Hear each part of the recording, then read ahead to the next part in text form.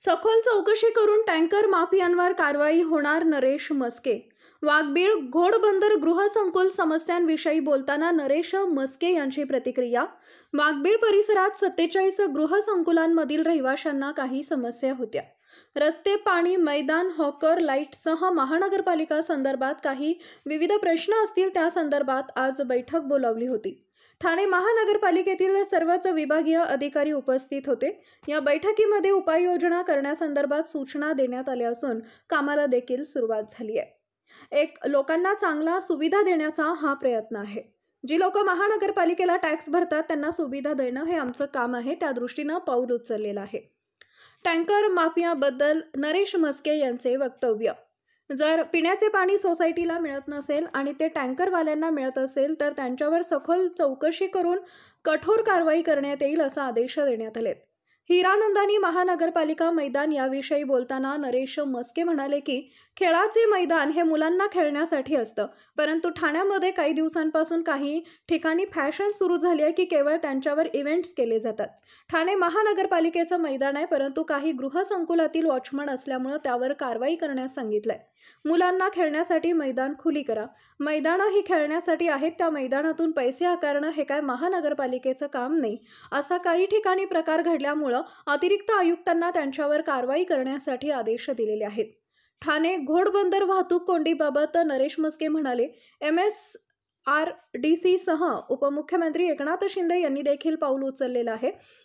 घोडबंदर रोडची heavy traffic थांबवण्याच्या दृष्टीनं घोडबंदर परिसरामध्ये काही मोकळा प्लॉट शोधतोय।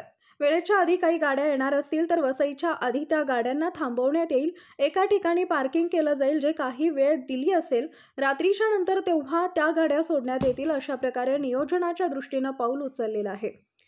ठाणे CCTV मध्ये कॅमेरे बंद आहेत, त्याविषयी नरेश म्हस्के यांचे प्रतिक्रिया। काही ठिकाणी CCTV बंद असेल, काही ठिकाणी CCTVची गरज असेल तर त्यासाठी निर्णय घेण्यात आलेले आहेत। बाळासाहेब स्मारक अध्यक्ष विरोधी उद्धव ठाकरे यांनी केल्याबद्दल नरेश म्हस्के यांची प्रतिक्रिया। आज मकर संक्रांत आहे, तिळगुळ घ्या, गोड गोड बोला हे आजचं वाक्य आहे।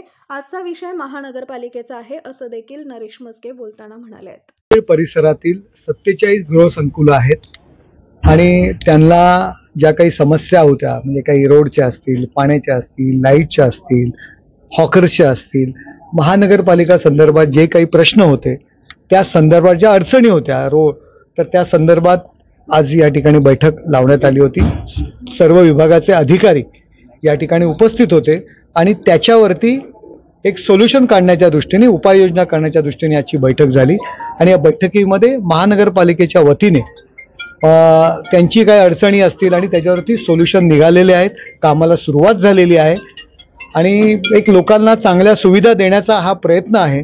जे लोक टॅक्स भरतात महानगरपालिकेला त्यांना सुविधा देणं हे आमचं काम आहे आणि त्या दृष्टीने आज पाऊल उचललेलं आहे। पिण्याचं पाणी असाही संशय व्यक्त केला गेला त्या बैठकीमध्ये आणि त्याविषयी जर पिण्याचं पाणी जर सोसायटीला मिळत नसेल आणि टँकरवाल्यांना ते मिळत असेल तर त्याच्यावरती कारवाई करण्याची, त्याची सखोल चौकशी करून त्याच्यावरती तात्काळ कारवाई करण्याचे आदेश या बैठकीत दिलेले आहेत। मैदान आहेत खेळणारी, तुम्ही अधिकाऱ्यांना झापले? हां, अधिकाऱ्यांना, कारण खेळाचं मैदान हे मुलांना खेळण्याकरता असतं, परंतु ठाण्यामध्ये हल्ली थोडीशी काही ठिकाणी फॅशन सुरू झालेली आहे की केवळ त्याच्यावरती इव्हेंट्स केले जातात।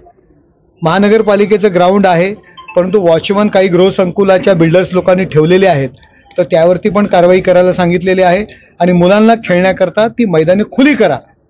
ही मैदानं खेळण्यासाठी आहेत, फक्त पैसे त्याकडनं आकारणं हे काही महापालिकेचं काम नाही। काही ठिकाणी अशा पद्धतीने होत असतं, त्यावरती अतिरिक्त आयुक्तांना सांगितलेलं आणि त्याच्यावरती कारवाई करण्याचे त्यांनी आदेश दिलेले आहेत। ठाण्यामध्ये मोठ्या वाहतुकीसाठी आपण या ठिकाणी नियोजन करण्याचं सांगितलं, त्या दृष्टीने MSRDC असेल, माननीय उपमुख्यमंत्री एकनाथ शिंदे साहेब यांनी सुद्धा पाऊल उचललेलं आहे। घोडबंदर रोडचं जी काही हेवी ट्रॅफिक आहे ती थांबवण्याच्या दृष्टीने काही जागा आम्ही प्लॉट शोधतोय।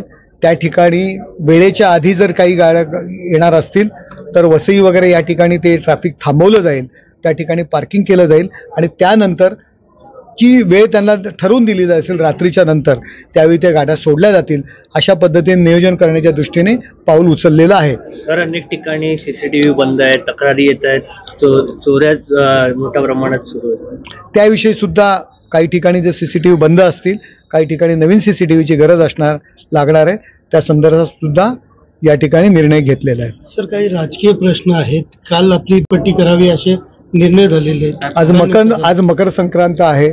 तिळगुळ घ्या, गोड गोड बोला, हे आजचं वाक्य आहे. त्यामुळे आजचा विषय ठाणे शहराच्या संबंधित आहे, त्याविषयी आपण चर्चा करू.